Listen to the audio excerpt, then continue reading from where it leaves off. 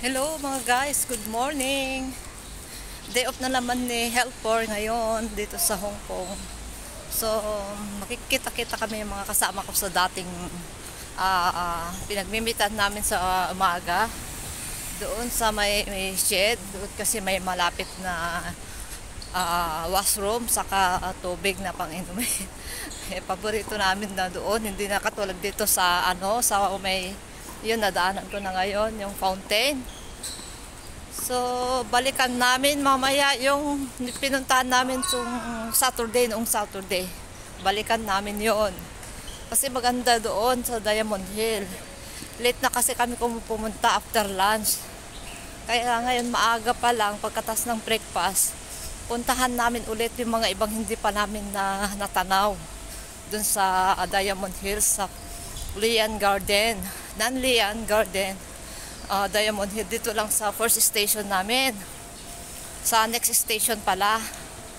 So, magmamasahe lang kami ng $5.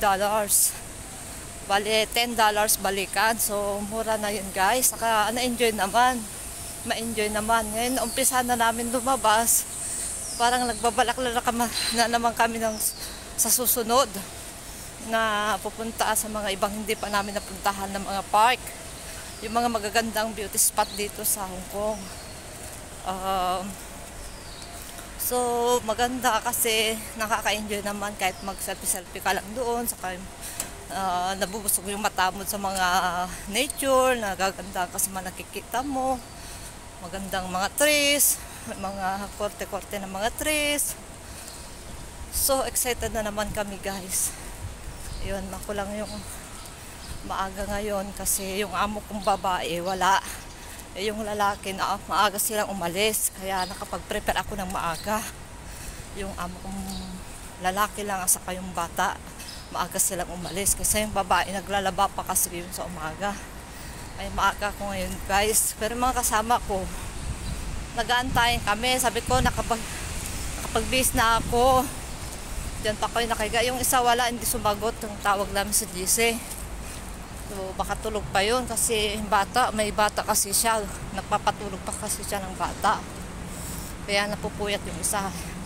O, mag-antay na lang kami guys. Papunta doon habang kami magbre-breakfast ngayon. So, tatawid tayo ngayon. So, babay muna guys. Nagpapaalam lang muna ako ngayon. Marami pa akong din-upload pala dun sa mga pinuntahan namin sa Diamond Hill. Pag dugtuin ko na lang yun siguro pag may time ako. Mamaya pag tapos ng day off ko, pag may oras pa ako. So, napos ko na yung mga iba. Nakita niyo naman mga pinost ko dati, pero meron pang kulang, marami pa. So, mahangin dito guys. Sana hindi pupunta yung bagyo dito, yung galing sa Pilipinas. Kasi sabi nila dito, signal number 1 na. Tawid tayo guys habang pwede pa.